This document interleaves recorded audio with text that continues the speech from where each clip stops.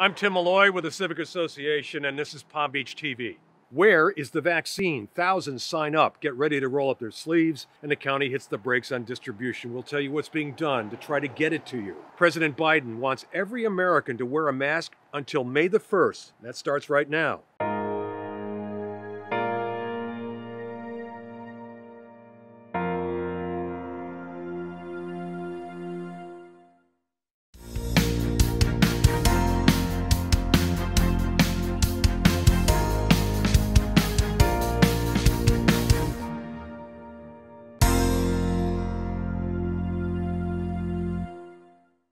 The town's vaccine plan, organized, innovative, and planned well before the vaccinations were actually available, has hit the wall. The town, which was first allocated 800 vaccines by the county, then another 260, has seen the supply dry up. Thousands of people registered for the next go-around. Many had to be quickly eliminated because they didn't qualify or they didn't live here. So where are we now?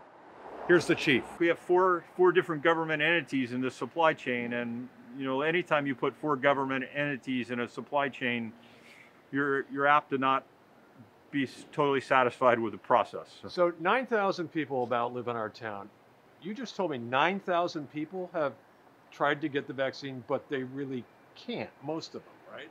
Yeah, so we created a wait list system, and it's going well. People are signing up on that wait list, but the problem is that the wait list is for our town closed pod, and a closed pod serves a targeted audience, and our targeted audience is town residents.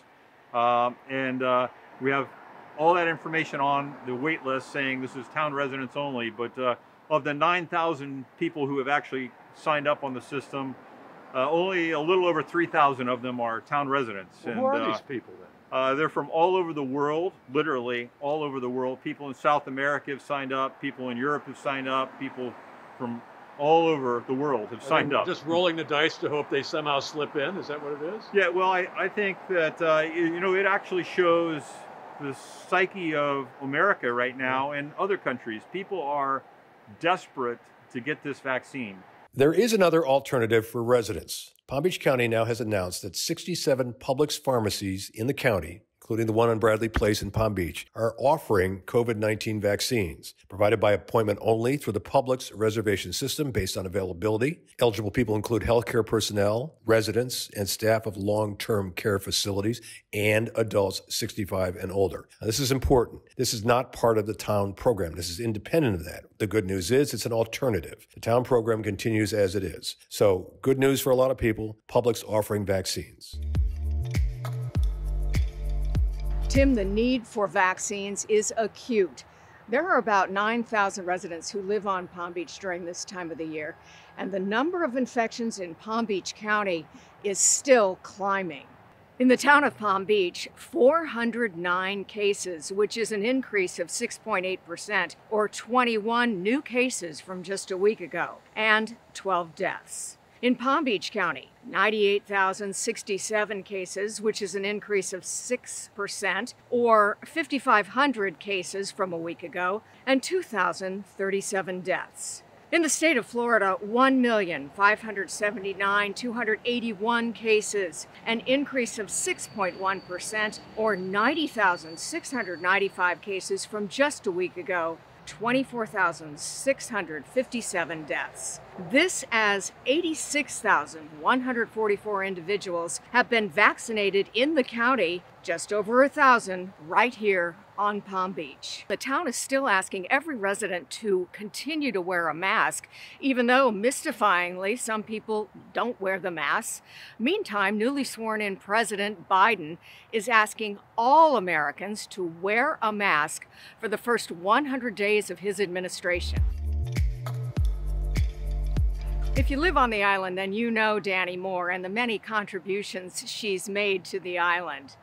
Danielle Hickox Moore is now running unopposed for the office of mayor to replace five-term mayor Gail Caniglio. Dani Moore has lived in Palm Beach since she was 3 months old, growing up on the island in a family where public service was the family business. Her mother, Leslie Smith, served on the town council and as mayor.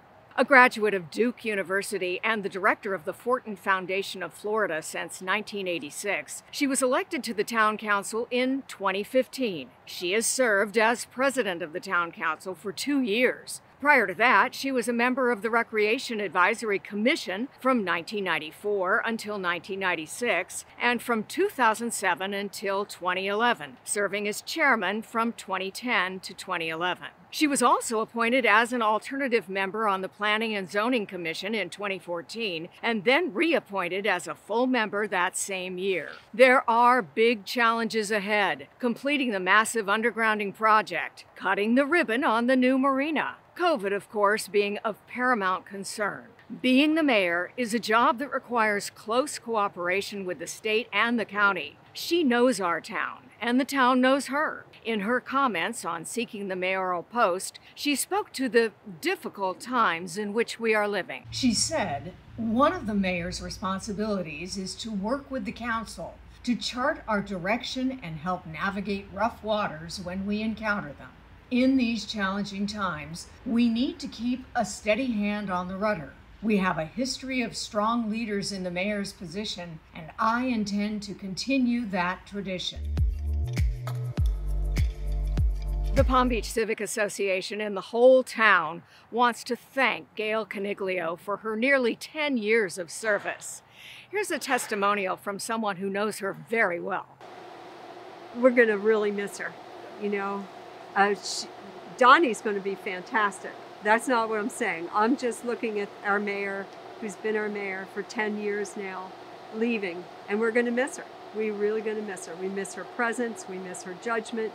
And she was really quite a maverick mayor, in my opinion, in that she was on top of every bill that came before the legislature, and she actually taught us.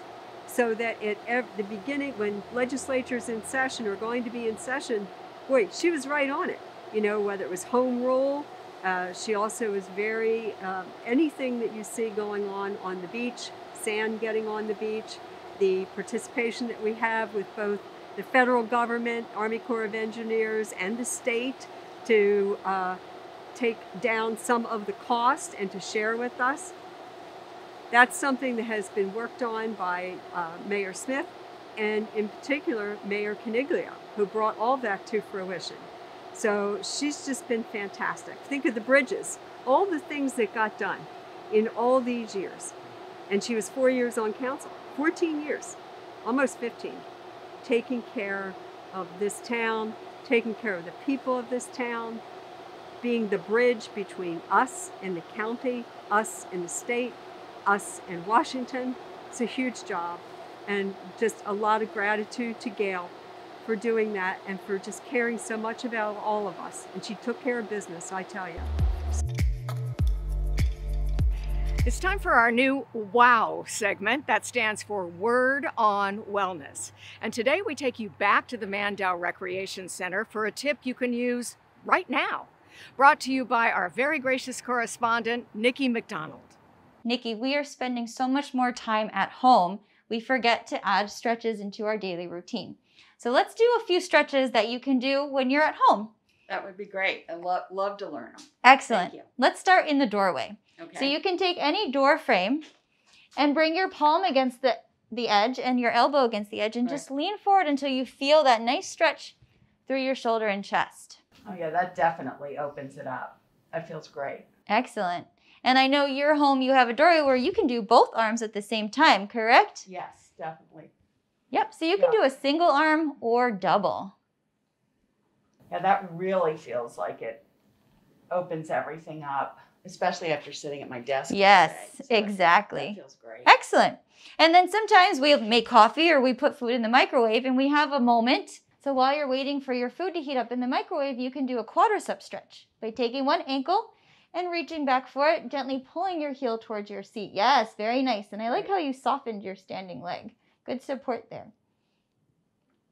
Oh, this feels great. It's really nice to have something to do while you're just standing here too. Exactly. Just have some of these simple stretches that really make a difference. Good, and let's do one more stretch. Let's get our calves. So Nikki, anytime you're at a counter, you can add a calf stretch to your daily routine. So if you're brushing your teeth or you just poured a cup of coffee, you can place both hands on the edge of the counter and stretch one leg back, pressing your heel down into the floor. Feel that stretch in your calf? Absolutely, yeah.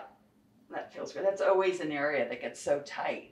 Yep. So that really, really feels good. It's just so nice to have a couple of these stretches that you can do so quickly. And you really, even just from doing that for a minute or two, I can feel the difference. And you can do them every day. It's great to have, really great to have.